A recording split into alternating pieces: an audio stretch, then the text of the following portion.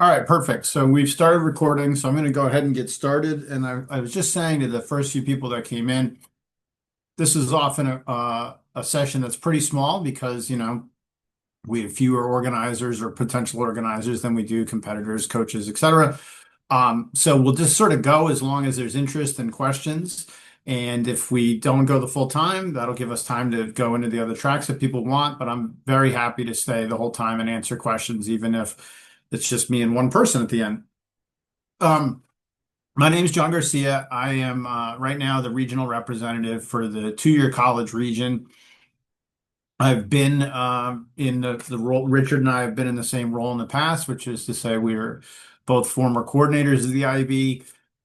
So I've been responsible for organizing the Upper Midwest region events several times, two-year college regional, and the IB on several occasions. So it's become somewhat old hat, I suppose.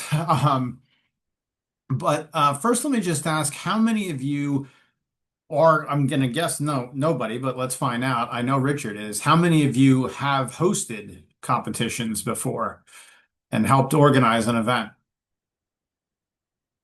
Okay, I didn't think so. Um, I, Claire? I've done, I'm from U Chicago, so I did a little bit of help. I know that Nate was over most of it for the Upper Midwest, but I saw some of it Yeah, hosting like the and Nate regional did stuff. such a great job. It was a relief to have you guys do it for a few years. It's kind of bummed that he didn't want to do it this year, or whoever took over. Well, this will be great. This will be helpful to you, Claire, and hopefully to everyone. The first thing I want to say is that we do need hosts, and it is a big of a lift at the beginning, right? Especially if you're in a different geographic area than where your region tends to be hosted, only because the hardest thing about organizing a regional bowl is recruiting volunteers. And if you're near someone who's been hosted, you can essentially get that pool of judges and volunteers, and it makes your job a lot easier. If you're further away geographically, then you're sort of starting and you have to build up your pool of volunteers, which is a little bit tricky. The reason I say we need hosts is just that the bowl continues to grow. So it's going to be the case that some schools may say, we can't host this year, and then we need some alternative sites, or we might be forming new regions going forward. So the idea of having some people interested in potentially hosting down the road is great. So I'm glad to see we have a couple of people here that might be interested in it. Um, I want to just start by sort of giving you the three most basic rules, or I don't know, the best practices that I could think of in 2 minutes as I scratched things down earlier. And it's these three things to keep in mind, right? It's first, recruit early, recruit often when it comes to judges and moderators. And I'll talk more about that, of course, as we go. The second is to get help if possible. And that can be everything from co-coaches or hooking into people inside your university who know the ins and outs of the logistics of doing things like getting rooms, getting food, things like that. But also could involve trying to arrange a co-hosting situation with another school where that allows you to focus on some of the needs that are at the physical space that you're hosting, but it allows you to offload some of the other work to another school that you trust to put together, for instance, the packets for the matches, questions, etc. So that can be a big help. Um, and then the third thing that I think some people forget that intimidates a lot of hosts is that regions vary very widely in terms of the kind of razzle dazzle that they put on. I've been at regional events where you get posters and there's a big luncheon and there's a lot of swag. I've been and often when we host, it's pretty bare bones. We don't do a lot of that. But I wrote my note was simple is fine, but food is a must. And I think that's a pretty good guideline that you're going to need to feed people at some point during the day. But that's sort of it in terms of things you need to provide for amenities and things like that. And that can make your life a little bit easier.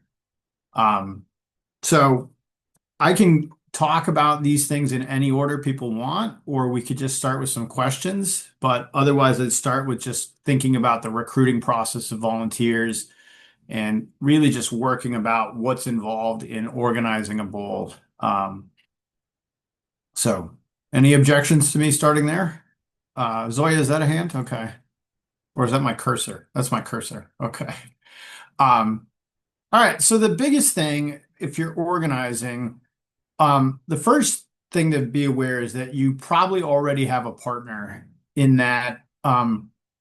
Let's say Greg and I are, Greg's the previous 2-year Ethics Bowl coordinator. And let's say that Harper College, which is where I work, is the host, but Greg is the coordinator. That means I already have a partner who can help me make sure that certain things are in place, coordinating to get our information on the Appy website, making sure that we have a list of the teams that are likely to compete. So you've got a window, you've got a system already built in so that you can communicate pretty effectively with the teams and likely participants. So then that allows you to sort of focus your attention on recruiting volunteers. One thing that makes recruiting a little tricky is that if you're recruiting people unfamiliar with the ethics bowl, it's not like debate in that people can form a mental image of what debate is. They can't do that as easily with ethics bowl. So you have to do some pitching and explaining to people. Um, and the easiest thing I think is to sort of think about your volunteers in a few different pools. One is your colleagues, right? So if you can build up as many people on campus, I don't, my phone's talking to me. Um, Build up as many people on campus as volunteers.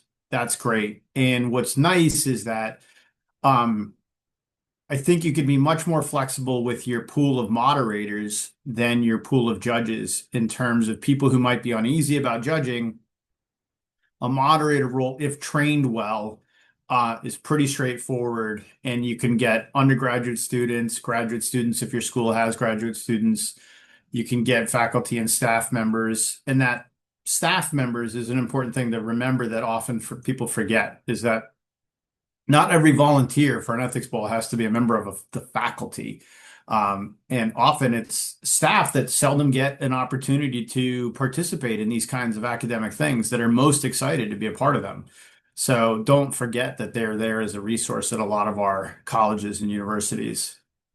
Um, and one thing I think helps recruit judges and moderators is if they have had an opportunity to see the bowl.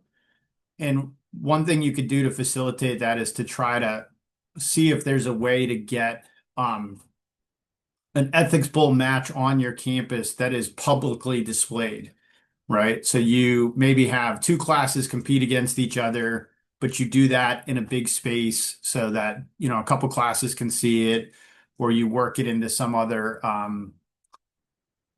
kind of professional development day that's happening at the college where a lot of people get exposed to it. I know that that's been helpful to us. So if we have like a faculty retreat, we might try to work in an ethics bowl presentation as part of that. And now you've got a large number of faculty who sort of know what you're up to. So that's people on campus. You usually struggle for that to be enough to handle a bowl. And then the resource I found helpful is that most colleges have sort of a community liaison role. And if you tap into that person, they can usually put you in touch with the ways that they try to communicate out to the community. So if your college might have some connection to a local community organization, right? You can tap in through that way. We have a continuing ed program that we've drawn judges from, things like that. And then the third part is just remembering that you can kind of Ponzi scheme it a little bit in the sense of like everybody who's competing, who's within 100 miles of our school, try to come up with a couple of judges. And I have many friends and relatives of friends and spouses of friends that have been judges in the bowl. So don't be shy about doing that. And then the same thing, and this is helpful with the IEB, is like other local schools, even if they're not competing, looking to recruit from their students.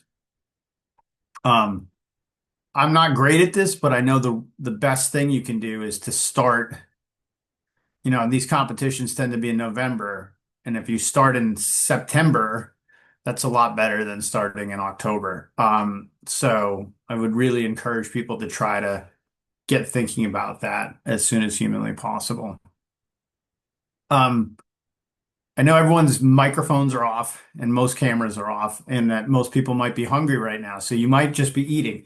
But any questions about just sort of the basic way to think about judge and moderator recruitment? Yeah, Richard? Not really a question, but just in addition to what you said, I teach at a commuter school, which means Hmm. almost all of my students that graduate stay put, right? They get local jobs. I have more past students there than any other particular group, including colleagues. My colleagues were all gung ho the first few years, but 20 years in, they're less interested. So, if you have former students, because they really get the activity, they're a great resource as well. That's a great point. Alumni, I think, are the best. I have a lot of alumni moderators that we've used over the years, and some of them are now judges at a lot of events. Yeah, that's great. Any other questions about, and by the way, when it comes to judge recruiting, one thing that when we talk about getting help, it really is helpful to realize that the Ethics Bowl is this giant family. Um, I'm going to reply to Victor here in a second. The pre-made Excel sheet. Do you mean of like teams that participate, Victor? I could try to reply in the chat in a minute. Let me see. Oh, I see. Sort of a checklist for hosting bulls. And that's sort of related to what I was about to say, is that I don't know that if we have anything in writing formally on the website. We can certainly talk amongst ourselves about developing that. But the thing that's really helpful to remember is the Ethics Bowl really is a community. And so people like Greg, Richard, myself, are very helpful to help anyone who's interested in organizing develop that kind of checklist. Like it's sort of like ingrained now for a lot of us. Um, and I always sort of think about it as like almost like wedding planning or any kind of event planning where you've got a lot of stuff on the front end. There's a little bit of a lull where you're just sort of communicating and tracking thing, and then things get crazy within the week or two leading up to it. Um, but the single biggest thing that will occupy your time by far is the recruiting of judges and moderators. Other things on the list, right? First thing you have to do is you have to check to make sure you have physical space available to you. And that sounds obvious, but I think a lot of times I know I've done that. I mean, I've never gotten bit by it, but a lot of times I will assume it's fine because usually our campus is pretty empty on the weekends. And then, oh no, there's another thing happening that weekend. So you need to make sure that your physical space is all set. You need to try to get a ballpark sense of how big your event's going to be so that you can figure out food. That can be done on relatively short notice, right? And there are usually schools have some sort of obstacles with this. And what I mean is our school wants you to use their food service, and it's usually very expensive because you're paying employees to be there on the weekend. But you can get a waiver out of that in order to bring outside vendors in. So I usually say like, and it's usually true, like there's too many vegans at an Ethics Bowl event for you guys to handle us. And then, you get, okay, I need to find a roti or a Chipotle or something that can come and bring 20, 200 meals, that kind of thing. Those are the biggest things. The other things are making sure you're communicating with teams. Often there's some steps in the process early on. Um, Greg and I are Greg, Richard, and I think, are all working on this right now. Once the cases come out, picking any cases that might be eliminated from your region, communicating that out to the teams, making sure that the rules for your region are all to your satisfaction in terms of like, yep, we understand what the rules are. We're going to make sure we run it according to the rules that have been in place, things like that. So then we don't accidentally deviate from anything. Um, and then making sure that you're communicating as you get closer about logistics. I think it's a good practice to try to send calendar invites to all your volunteers so that they've got it on their calendar, things like that. Um, those are the biggest things. I'm sure I miss. Oh, the other part of it, and this is the part that can be helpful to outsource, is generating the materials for the day. And that's a thing that sneaks up on you in terms of like, it just takes more hours than you realize it takes. You're like, oh yeah, I've just got to print, okay, we're going to host 16 teams. It's 8 rooms. It's 3 rounds. How much is that? A lot, as it turns out, because you've got to get the packets for 3 judges. And this, it's probably too in the weeds to do it now, but certainly I'd be happy to. I know Greg and Richard would be happy to actually talk through in detail exactly what you want in terms of materials in a day. And we can get into that if people want, but like you need the question copies with the cases, you need moderator score sheets. And that's actually less the case now because we have a way to do that electronically, thanks to Richard. You need judges' score sheets, etc. Yeah, I'm answering that now, Victor. We've tried to scale back the paper usage in the bowl over the years. And what I mean by that is I think in the past you would go, your team would get a packet of cases. Each volunteer when they sign up would get a packet of cases, a fresh packet of cases.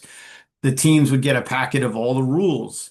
There might be a packet of the rules like that, a bunch of, I think more and more I'm seeing regions try to scale a lot of that back and just say like, this is where you can find those things. And what that allows you to do is it saves time, it saves money, and you can really focus on the logistics of the competition. So then it's just usually for each case that gets discussed, each team gets a copy and the judges get 1 copy. Sometimes people do more than that. They give 3, they give each judge a copy. But you do that. One thing that's nice is when we have editable versions of the cases, you can actually type your question right at the top. So you don't have to take another piece of paper and staple it to it. And then you just need enough of the judging sheets to get you through the day. Those are the main things. And then you want some copies of the cases on hand in case I have a couple people who judge who don't like to find it online and always forget theirs. So having some of those online and having at least one or a few packets of the rules on hand in case there is an issue. John, can I just add something real? I saw 2 hands go up as I started speaking out of turn. Okay. I'll wait. Yeah, Greg and then James.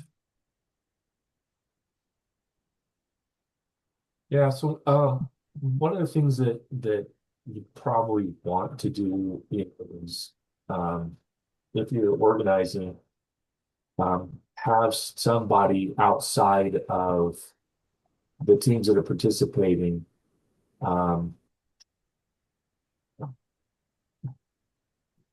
do random like schedules, and then also determine which cases are going to be for which round. If you do that as the organizer, there's a possibility that people would say, "Oh, well, this was rigged in some fashion because you, the organizer, is also the coach of a team, and so you put cases in certain places." So what I've always done is I've gotten Richard, or to, hey, can you do the schedule for us and determine which cases are going to be where, and which question, provide questions for each of those cases. So that way it's completely above board. I didn't have anything to do with this. I had another organizer may have a levy thing. So that's something that you probably want to do as an organizer, is kind of farm out the schedule and the cases and questions to somebody who's neutral.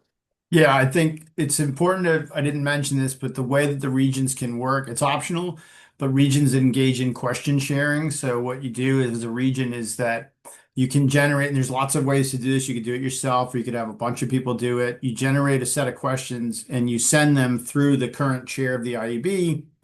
And those questions will get used in a different region. And then your region will use someone else's questions. So that's the first thing. That doesn't quite get to what Greg was saying, because that doesn't help with like, oh, case 1 and 7 were in round 1. And so having firewalls in place really helps with that, whether that's some other school or a co-coach that you sort of are very transparent about. Like, I severed my ties with the team on November 1st, and then I did the following, that kind of thing. But yeah, that's a really good point, right? Greg, thank you. Yeah. James? Yeah, thanks. So, my question, looking at Ethics Bowl, I think a lot of the things you're talking about are free, which is like Yeah. emailing and converse and like maybe finding rooms at an institution. But thinking about things like food, and especially food for a lot of people, what does funding look like? What would you recommend to Oh, fund an Ethics Bowl? so that's a good question, and you can come pretty close to funding it with your registration fees if that's what you need to do. And that's been an asset to us. You know, one thing is like we'd like to keep registration fees as low as possible, but I said this yesterday. You'll find that the real cost of teams are usually cost of travel. And so the fees, people aren't gonna, it usually won't be the case that the difference between a $200 and a $100 registration fee is going to mean a team cannot compete in your region. But what makes that tricky is you have to have at least some mental sense of what my likely cost per student is. And then you have to figure out what my likely number of participants is going to be. What I do is I think about 8 people as a school, and if I know I have multiple teams, then I go from there. And the reason I do that is I think, and more often than not, I see a full team of 5 and 2 coaches, or you see schools bring more than a team of 5. And so I think you're safe with that. And then, if you kind of think, okay, 8 people, it's going to be $20 a person to get a catered lunch. If I do it on the cheap or relatively cheap, depends where you are in the country. So $160, so we're charging $200 for our registration fee at the 2 year. That probably won't quite cover it. And then I'm only half joking when I say this, the better to ask for forgiveness than for permission. I don't know what to tell you. I spend $500 we don't have, and then they have to go find it. I just asked for permission to get some more money, and they said no. So we already tried that. But that's a really good question, and you've got to do some basic math to figure that out, because you can get away with the apology instead of permission once, but not as a habit. Yeah, Thank Richard. you. Yeah. Yeah. So I'll just say something in response to what James just said as well. Just to add on, and then I'll get to the point I was going to make. Don't forget judges. Don't forget moderators. Don't forget that one team might be bringing, or one school might be bringing 2 teams, but paying registration for one. So as you crunch the numbers, if you've got 16 schools there, or sorry, 16 teams, but only 12 schools, you need to think about feeding 16 teams worth of people, plus however many judges and moderators you have. And so, set the fee sort of accordingly. Yeah, what I wanted to say is John, you mentioned earlier about having the rules in place and making sure that you're running the bowl in a way that's consistent with the rules. I almost said inconsistency, and that was going to be ambiguous. Was it inconsistency or inconsistency? So this, in my experience, is one of the biggest issues that comes up every year, is the organizers will have the rules for their bowl in mind. They'll say, we're going to do it just like the IEB, or we're going to do what we've always done, which is IEB rules, except for we're going to do total points rather than majority of judges. But they don't publish that. So you need to get the rules to all the participants in advance so you don't have angry people at the end. There was one case last year. I think it might have been in the new Chesapeake Bay region, but I'm not positive, where they were doing, sort of typical tiebreakers where, wins count more than ties and ties count more than losses. And there were a bunch of teams with comparable records up near the top. Although there was one team that had a lot of ties. Now they felt that two ties equal a win because that's how it goes in some sports leagues, right? You're, in Major League Baseball, and well, ties don't happen. Football, right? If you had two ties and another team has one win in the standings, you're identical. But this region wasn't employing that rule. It would have helped if they had known that, exactly how teams are ranked. So prepare a format and rules document and get it out as early as possible. We send ours out well in advance of having all the details. We'll say, this is the preliminary one, and we're going to send another one later, but all we're going to add to it is room numbers and, the specific times of the matches and things like that. But it's imperative that the participating teams have that. To Greg's point about, not being the coach that also sets the schedule. Another option that Rose Proctor does in the it's the Mid-Atlantic region is she has what she calls an integrity partner, and it's somebody on campus not affiliated with the bowl at all, and everything gets sent to that person. I make their spreadsheets every year, and the coaches just never see the schedule. They never see case questions. It's this administrator that's agreed to help out and be distinct from everything. They're Price Waterhouse, the Academy Awards. Yeah, those are great points, Richard. Thanks. I think when it comes to the format and rules document, this leads to another thing, which is that it's really unwise to host if you don't feel pretty comfortable that you have a solid understanding of the bowl. And I know it sounds sort of obvious, but what happens sometimes is that I know, and Richard can speak to this too, that as IEB coordinator, you are sort of the last stop about complaints at the regional events as well. And I find that we've had more complaints at regional events than at the IEB. And what happens sometimes is like Richard said, there's a dispute over what the rules in fact are. And it's sometimes the case that the host is not clear themselves. They just sort of like, oh, well, we'll just do it like the National Bowl, and they assume everything works fine. So being very read in on it and publishing it. And I think the thing that helps that, and this helped, I'd like to think, Claire, that this helped when we were working with U Chicago. U Chicago is a student-run team, and they did an amazing job hosting the Upper Midwest Regional Ethics Bowl the last 2 years. The first year they ran it, though, I worked as a liaison with them to help with some of the things. And so having a partner can really help. Or if you're thinking like, I might want to host next year, talk to the person who's hosting in the current year and kind of shadow them, right? So that you can begin to sort of see what it's like from September 1st to November 15th as you go through it. And then you'll feel super confident in terms of how to do it. But that helps a lot by just sort of seeing it. Any other questions? I see a website just passed. I have a comment if I can Sure. make one. Okay. I'm here at South Texas College, and last year was our first year we did Ethics Bowl. I just shared this website to the AACS. It's the Association for Applied and Clinical Sociology conference that's coming up. So anyway, our Ethics Bowl team prepared and had their first scrimmage in early October. But then in mid-October, we went to this conference, the Association for Applied and Clinical Sociology, and participated in the student client problem solving competition. And we were the first community college to ever win this contest. We were the only community college to ever compete. We were up against people who are juniors and seniors, all these, very big name schools.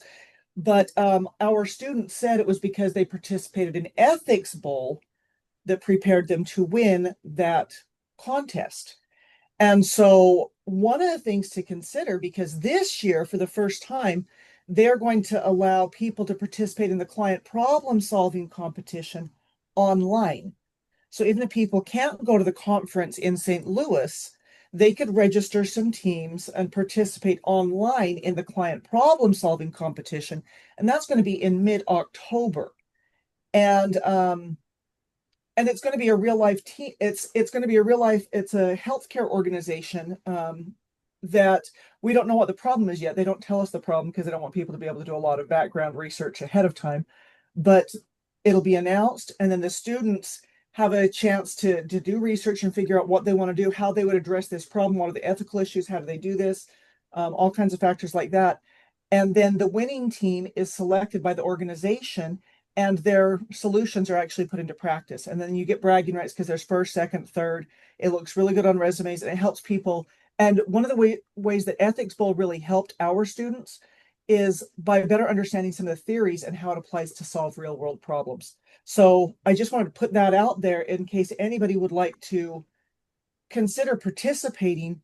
Karen Mizell participated with us as well, and I'll put my email in there. So if anybody wants to contact me, but I think it might be really beneficial for your students to also be able to see, here's some ways that Ethics Bowl helps you in real world scenarios. That's So, great. just a thought. Yeah, thank you.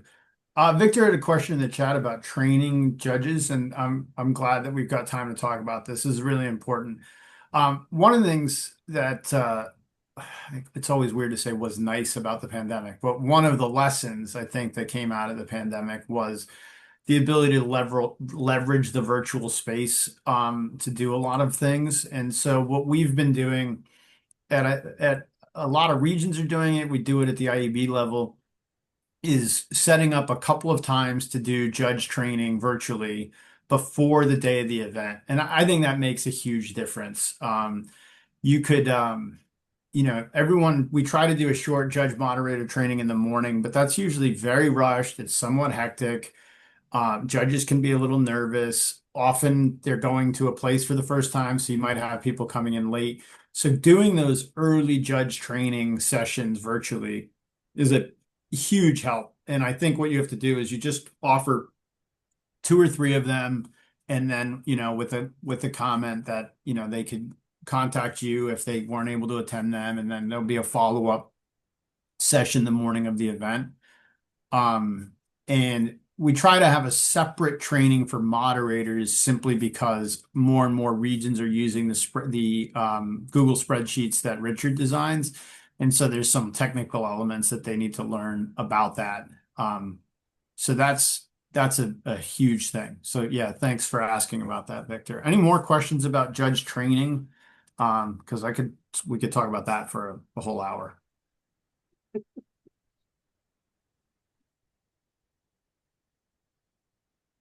All right, great. How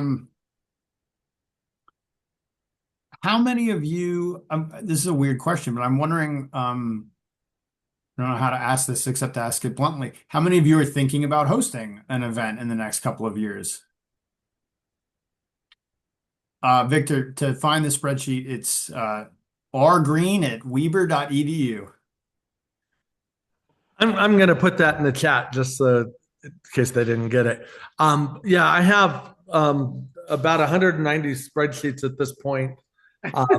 Different templates for different size bowls with different rules and different numbers of rounds, different numbers of teams. We will make you a bowl and we'll produce a schedule for you. And all you have to do is enter judges' scores and it will do all the ranking. It makes things simple. So yeah, don't hesitate. Oh, Victor, you're hosting this year. Okay, awesome. Will this be the first time you're hosting? I should stop asking him because he's probably trying to do something. So I should stop asking him questions out loud Hello, when can he's you hear texting. me? Can you hear me? Yeah, I can hear you. Hello? Hey, Yes, this will be the first time we're hosting. Sorry about that. I'm literally pulling clothes out of the laundry. We have a busy day today. But yes, this will be the first time we're being helped by UC San Diego, who has done it a few times. So that has been insightful. And I've been talking to, I think, Erica Ruder, not sure how you pronounce her name. So that's been helpful too. But yeah, this has been very helpful. Thank you, everybody. okay, great. Yeah, it's so good that you're partnering with someone. Also, Michael Jordan, the current chair, is in the California region. Uh, James, you're one of his former students, is that right? Yeah. So you got some other resources in this room too. If you have questions along the way, they're good people to talk to. John, would it help if I took just 30 seconds to share the spreadsheet briefly? And Yeah, sure. Let me get Greg quick and then we'll do that. perfect. Yeah, Greg? Yeah, so we hosted last fall, and it was the first time we had hosted. One of my recommendations is plan on something going wrong. Yeah. You just kind of have to be flexible and be able to adapt, right? There's always going to be something that goes wrong. So you can plan and as much as you want ahead of time, but maybe catering doesn't show up, or you have a judge get ill during the middle of the day, you have to find a replacement. But something usually will go wrong, but it's still a really great experience for the host. And I was really happy to have John and a lot of the other teams come to our campus and experience our campus, and great for us to show off, who we are and what we do. So I Yeah, that's recommend great. Oh, sorry. That's great, Greg. And I think it's another reason why it's helpful to have, even if it's not a formal partnership, one of the nice things about the Ethics Bowl is that coaches get to know each other. And so if you don't have a co-coach, if you just have a couple of people at the event who you know pretty well, that if you're like, listen, I need to ask you a question, I need some help thinking about this real quick, you can kind of troubleshoot as a team in the moment, which can be really nice. And I think the other thing too that I love about the Ethics Bowl is that people genuinely love the event and they really come with the right spirit, I think. And so what I find, people are generally pretty forgiving when things go a little bit sideways during the event. And so if you can kind of expectation set at the beginning and just like, hey, we're going to roll through this, we're going to have some fun, I hope everybody's in for it. I think the judges wind up loving it. And everyone who's ever been involved in the Ethics Bowl walks away loving it. So that's always really nice, is to realize like they're going to like it. And it's helpful to remember you or whoever's doing most of the legwork organizing are watching the sausage get made. They do not see what you see. So it looks better than you think it does. And that's helpful for your mental health to kind of remember. Okay, Richard, if you want to sort of show us the spreadsheet. It looks like I don't have sharing capability. Oh, and I might not be able to give it to you because because I think Kristen's got a computer going, so this room stays up. She's the host, but I don't think she's in. Oh no, here you go. I think you should be okay because I was co-host and I just changed the settings. Oh, here we go. All right. Yeah, great. Yeah, so this is what it looks like. This is one that's not filled in. So these numbers here represent teams, but we would put in team names. You enter judges' scores here for each round, and that's really all you have to do as the host. This was for a virtual bowl, so the rooms have names rather than numbers. And then on the second tab over here, it will produce a ranking of teams in order. So this is for a 14-team competition. It ranks them 1 through 14, and it produces the schedule. In this room for round 1, team 10 hits team 11, and so forth. So this, if you're hosting and you would like this, may just give me a heads up. I can usually have one for you within 5 or 10 minutes, unless there's special variations, and then an afternoon or evening is all the turnaround time I need. Um, and it will simplify your life, especially as a first-time host. Great. This is a very small thing, but it's very helpful if you have resources. I've even had my daughter do this. Runners is a really big help. So just people, so you have moderators and judges. You have somebody in the score room, which is often you as the host or someone else. And then it really is helpful to have two or three people who don't need to have any sophisticated understanding of anything, who are literally just in charge of bringing packets to room and getting packets from rooms and sort of like running to the organizer if there's a problem in a room. And that's their sole responsibility and job. It makes a big difference if you're able to find a couple of people that do that. So just that's a little thing to keep in mind for logistics. Any last questions? We have a few minutes, but we don't need to go the whole time.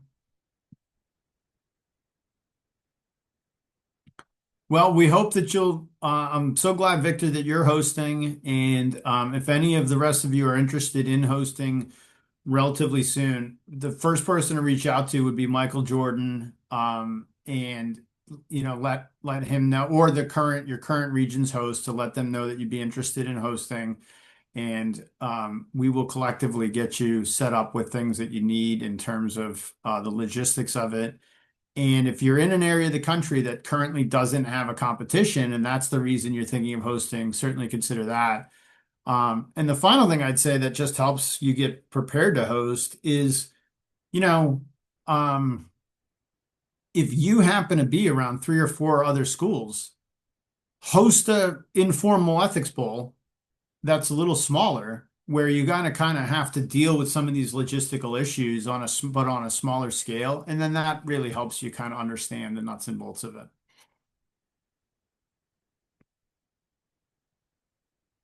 All right, I think we'll probably end at this point.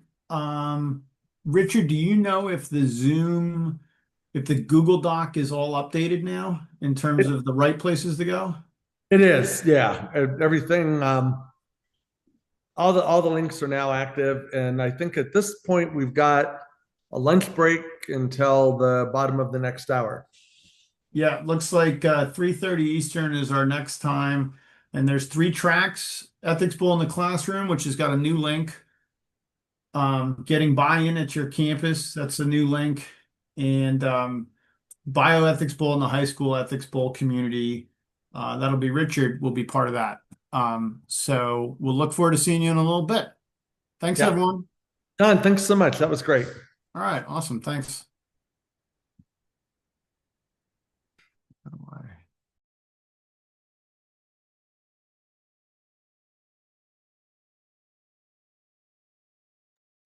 Good to see you, Greg. Yeah, you too. You doing okay? Yeah, doing all right. So, I heard from you, how big was this family reunion? About 25 people. That'll do it. My father-in-law was like, what's a good day for the family reunion? And I said, well, you tell me. That way I know what's not to be here. Oh, jeez. But he was like, well, we're going to have it up in Ephraim at your house. I'm like, yeah, boy. Oh, yeah. And, my wife doesn't want to tell him no. So we had about 25 people at our house for 3 days. Oh, okay. That's a lot. Yeah. I thought we were talking about, everybody came over for a picnic. No. Yeah. It was, my father-in-law suffers from what's the word I'm looking for? He's very sentimental about past. Mm. And so he was like, there's a church here. Well, there's several churches in Newfoundland, but there's this one church in particular that he went to as a boy. And so he's like, we're going to go and take a tour of the church. And I'm like, we've been to the church before. And he's like, yeah, but